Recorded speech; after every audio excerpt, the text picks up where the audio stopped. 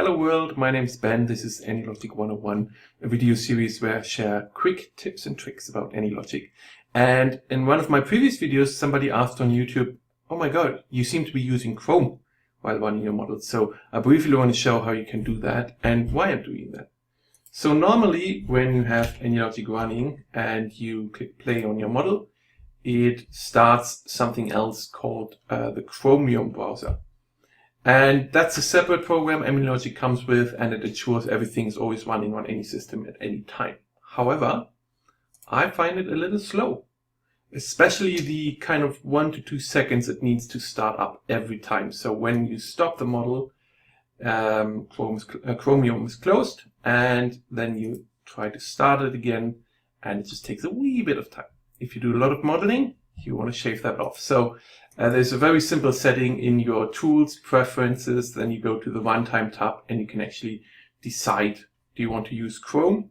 Or you can even point to a custom browser like Firefox or Internet Explorer or Edge. You can go crazy. And I have Chrome open anytime anyway during development. So for me, it's much quicker to just, to resize it now, but it opens much faster. So when I click play, Chrome is already open in the background anyway, so it doesn't need to fire up again. And the functionality is exactly the same. So you have the developer panel and all the nice stuff.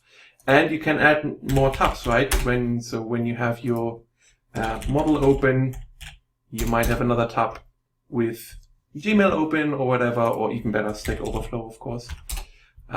So when you don't even need to close your tab. You just go back to AnyLogic, change something in the model, click play again, and it just opens as a new tab and you can start playing there. And it even closes the old tab automatically. So it's just a little bit time shaved off your daily schedule.